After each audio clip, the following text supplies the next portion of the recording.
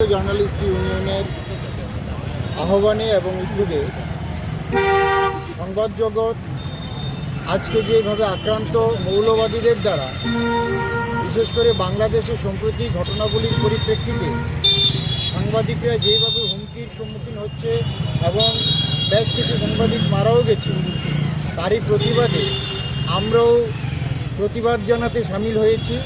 এখানে আমাদের প্রতিবাদ বার্তা যেন বাংলাদেশ না, সমস্ত পৃথিবীর মৌলবাদীদের সতর্ক করে দেয় যে সাংবাদিকরা মৌলবাদীদের সন্ত্রাসের বিরুদ্ধে সর্বদা তাদের কলম চলবে, তাদের কথা চলবে।